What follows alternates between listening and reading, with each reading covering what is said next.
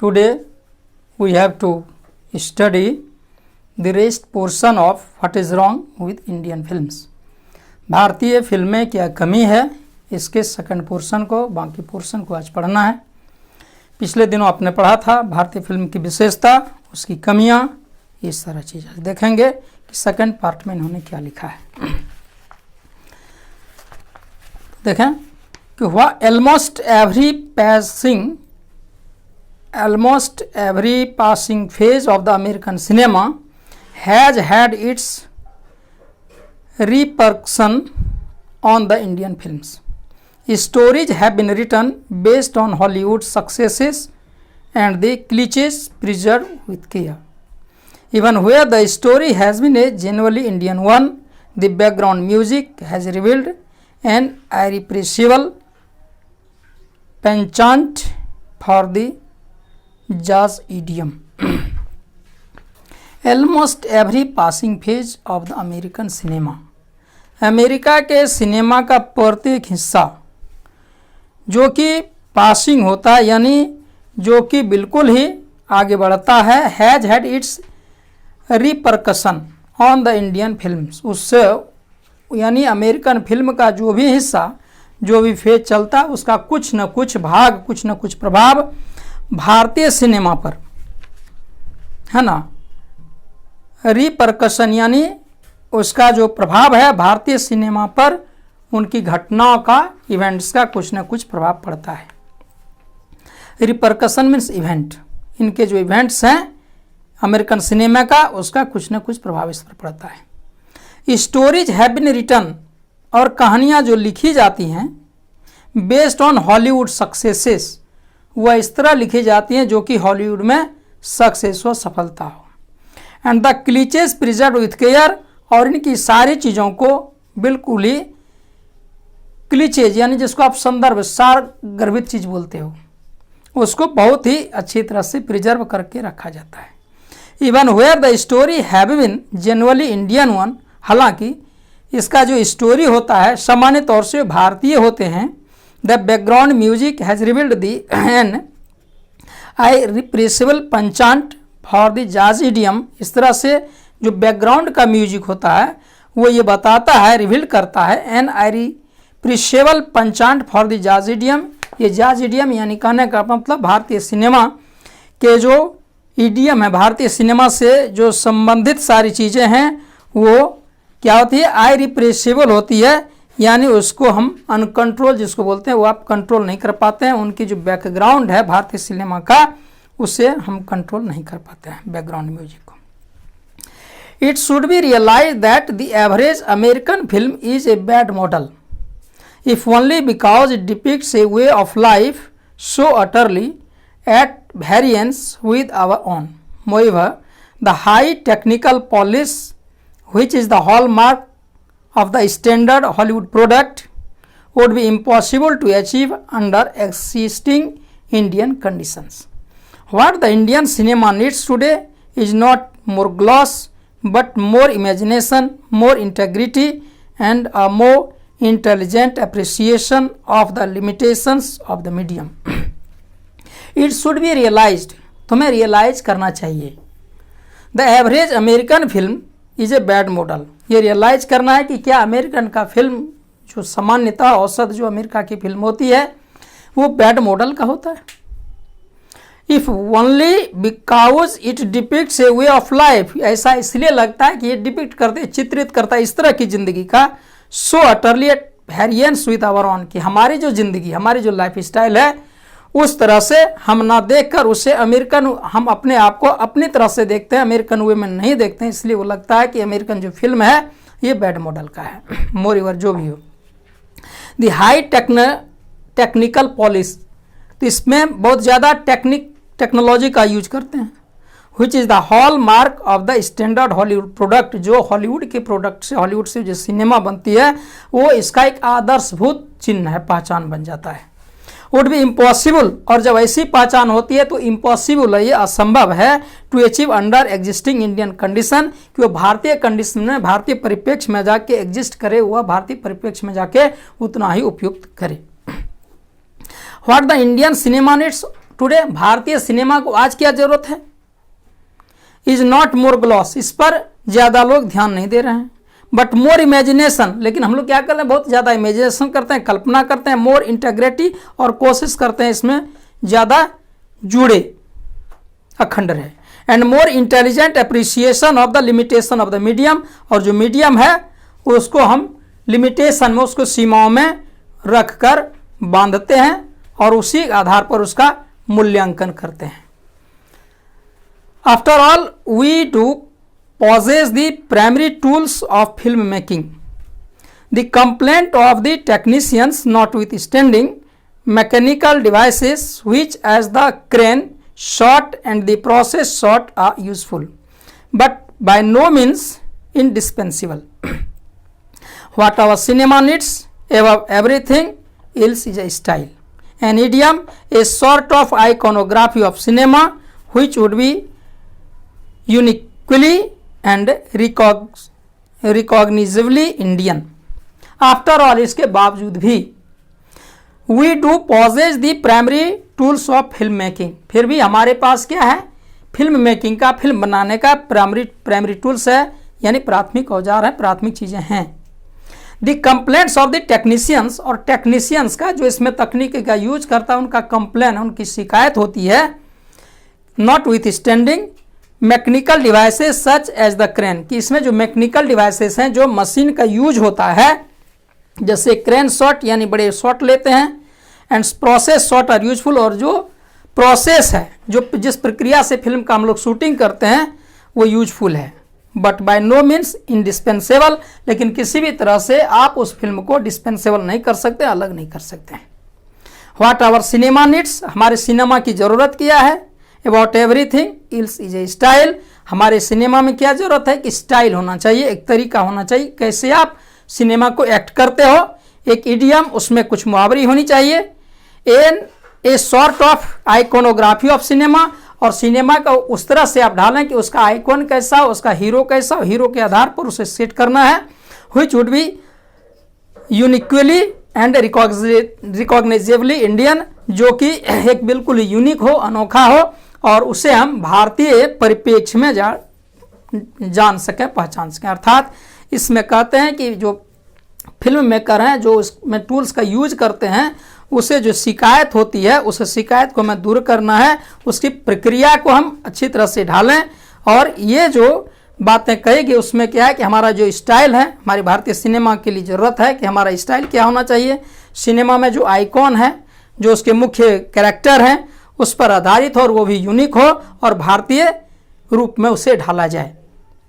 The majority of our films are replete with such visual dissonance, but the truly Indian film should steer clear of such inconsistencies and look for its material in the more basic aspects of Indian life, where habit and speech, dress and manners, background and foreground blend into a harmonious whole. कहते हैं the majority of our films, हमारी जो अधिकांश फिल्में हैं, are replete with such visual dissonance. हमारा जो भारतीय फिल्म है वो क्या है, बिल्कुल ही रिप्लीट करता है, यानी बिल्कुल ही भरी रहती है, कौन सी चीज़ों से, विजुअल डिसोनेंस, कि हम लोग जो विजुअल यानी आँख से जो देखते हैं, वे आँख से देखी हुई चीज़ों पर हम लोग ज़्यादा विश्वास करते हैं, but the truly Indian film should steer clear of such inconsistencies, लेकिन भारत में जो वास्तव में फिल्म होनी चाहिए वो ऐसा होना चाहिए जो कि इनकन्सिस्टेंसीज, यानी उसमें कंट्राडिक्शन नहीं होनी चाहिए। तो कहता है कि should Indian film should steer clear of such inconsistencies, यानी इस तरह का जो कंट्राडिक्शन है, जो विरोधाभास है भारतीय फिल्मों के बीच में, वो नहीं होना चाहिए। लुक फॉर इट्स मटेरियल, और हम लोग कोशिश करें उसमें क्या भौतिकता है, उसमें क्या चीज़ यूज होती है, is more basic aspects of Indian life, और वो इंडियन लाइफ पर बिल्कुल आधारित होनी चाहिए। वेयर हैबिट एंड स्पीच, जहाँ की आदत, बोलने के तरीके, dress, manners, background and foreground, यानी पिछले क्या स्थिति थी, आगे क्या होने वाली है, इस सब का ब्लेंड इनटू हार्मोनियस होल, यानी पूरी तरह से इसमें सामंजस्य स्थापित होना चाहिए। तो ये कहते हैं कि हमारे फिल्म में, हमारा जो भारतीय फिल्म है उसमें क्या है कि विजुअल डिसएसोसिएशन, यानी हम जो देखते हैं उसी में विश्वास करते हैं। और इस तरह से भारतीय फिल्मों को क्या होना चाहिए, क्लियर कंट्राडिक्शन, बिल्कुल ही जो विरोधाभास है वो उसको स्पष्ट करना चाहिए।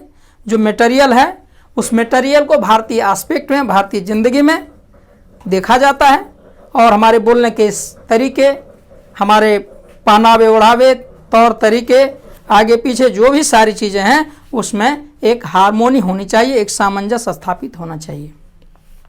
It is only a drastic simplification of style and content that hope for the Indian cinema resides. At present, it would appear that nearly all the prevailing practices go against such a simplification. Simplification यानी प्रमाणितकरण, कैसे आप इसे simplify करते हो, प्रमाणित करते हो। It is only drastic simplification of style, यदि स्टाइल की बात करो तो बड़ा खराब लगता है ये, एंड कंटेंट, और उनके जो संदर्भ है, स्टाइल और उस संबंध में यदि आप देखें तो बड़ा अंतर मालूम पड़ता है, दोनों के बीच में गैप है। That hope for the Indian cinema reside, और ऐसा किया जाता है कि इसी गैप में, इसी तरह से भारतीय सिनेमा आगे बढ़ती है, वो भारतीय सिनेमा चलती है एट प्रेजेंट, वर्तमान में।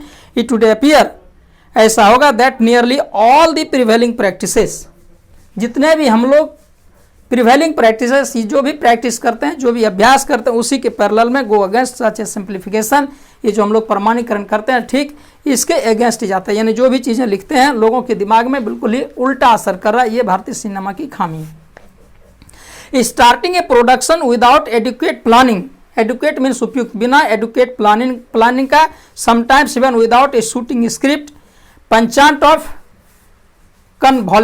convolutions of plot and counter plot rather than the strong, simple, unidirectional narrative, the practice of sandwiching musical numbers in the most unlyrical situations, the habit of shooting indoors in a country which is all landscape, and at a time when other countries are turning to the documentary for inspiration, all these stand in the way of the evolution of a distinctive style. Starting a production, यदि आप किसी production को start करते हो, शुरू करते हो, without adequate planning, educate यानी उचित, बिना उचित प्लानिंग का, यानी कोई भी काम आप जब करते हो बिना सही प्लानिंग का, sometimes without a shooting script, कभी कभी क्या करते हैं भारतीय सिनेमा में, शूटिंग जो स्क्रिप्ट होता है उसको जो लिखना चाहिए, कब शूटिंग करता है, कैसे करना है, ये भी वे लोग नहीं कर पाते हैं। पंचांट फॉर कन्वल्सन्स ऑफ प्लॉट, और प्लॉट में भी कन्वल्सन्स होती है, प्लॉट में भी कभी सामंजस्य स्थापित नहीं होता, यानी वहाँ भी विभेद दिखता है, कंट्राडिक्शन दिखती है। Counter plot rather than the strong, और इनका जो काउंटर प्लॉट, इन सब प्लॉट जो है वो कभी कहीं ज़्यादा प्रभावी हो जाता है। Under simple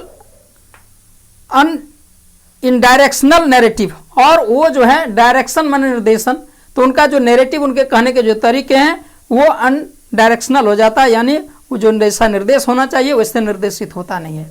the practice of sandwiching musical numbers, और क्या होता है सैंडविच मतलब जानते हो क्या होता है? सैंडविच मतलब होता है सलाद। तो आप जो सलाद बनाते हो क्या करते हो, बहुत सारी चीज़ मिला देते हो। भारतीय सिनेमा में भी म्यूजिक में क्या करता है, मिला देता है इन द मोस्ट अनलिरिकल सिचुएशंस, और जो लिरिक जहाँ होना चाहिए वो सिचुएशन को भी वो ढाल नहीं पाता, यानी म्यूजिक का कहाँ सेटिंग होना चाहिए वो न करके बल्कि वो एक दूसरे से मिला देता है, जो कि ये अच्छी चीज़ें नहीं है। The habit of shooting indoors in a country, और देश में अंतरदेश में ही वो शूटिंग का जो इंडोर्स यानी स्टेडियम के अंदर या किसी एक वैसे जगह जहाँ की फिल्म की शूटिंग होती है उसी दायरे में हम लोग करते हैं। व्हिच इज ऑल लैंडस्केप, जहाँ की होता है कि सारे लैंडस्केप सेम ही हो जाती हैं, यानी वहाँ की जो भूमि है वैसा ही दिखता है। At a time when all other countries, और जबकि इसी समय में दूसरे देश क्या करते हैं, to the documentary for inspiration, प्रेरणा के लिए डॉक्यूमेंट्री फिल्म बनाते हैं, यानी पहले उसका रिहर्सल क्या करते हैं कि कैसे हमको फिल्म बनाना है। All this stand in the way of the evolution of A distinctive style, इस तरह से इसका जो स्टाइल होना चाहिए वो थोड़ा डिस्टिंक्टिव हो जाता है दूसरे देशों का, और हम लोग क्या करते हैं बिना प्री प्लान का ही उससे हम लोग शुरू करते हैं, ये डिफेक्टिव है। There have been rare glimpses of an enlightened approach in a handful of recent films. IPTS Dharti Ke Lal is an instance of a strong simple theme put over with style, honesty and technical competence. Shankar's Kalpana, an inimitable and highly individual experiment, shows a grasp of filmic movement and a respect for tradition. यहाँ कहता है कि there have been rare glimpses, rare means दुर्लभ और glimpses means नज़ारा। तो यहाँ हम लोग दुर्लभ नज़ारा कभी कभी पाते हैं। वो दुर्लभ नज़ारा क्या है? Of an enlightened approach, enlightened यानी ज्ञान, वैसे पहुँचते हैं हम लोग कि हैंडफुल ऑफ रिसेंट फिल्म, अभी हाल के जो फिल्म में है, हैंडफुल मन मुट्ठी भर यानी कुछ फिल्म में हम लोग ज्ञान भरी बातों को दिखाते हैं जो बहुत दुर्लभ होता है।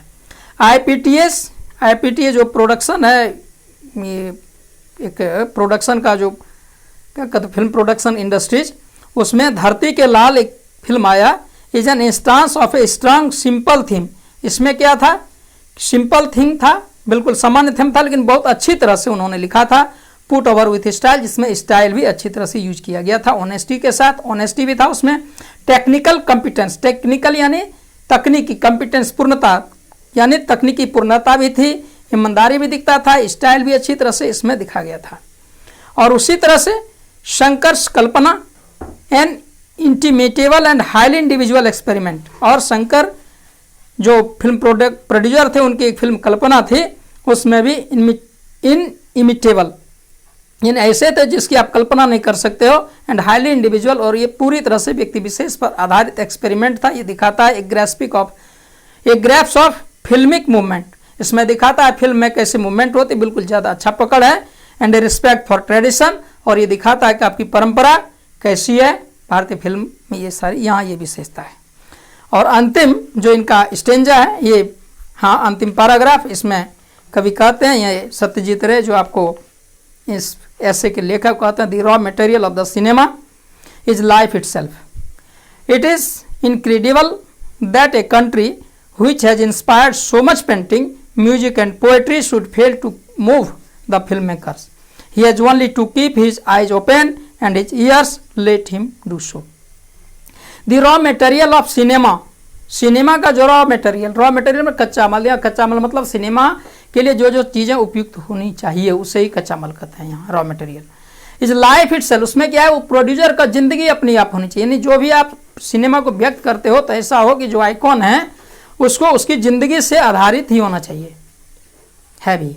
इट इज इनक्रेडिबल, और ये ऐसा अविश्वसनीय है, that a country which has inspired so many painting, ऐसा देश जो हमारा है जहाँ की बहुत सारे पेंटिंग हैं, बहुत सारे म्यूजिक्स हैं, पोएट्री हैं, should fail to move the film makers.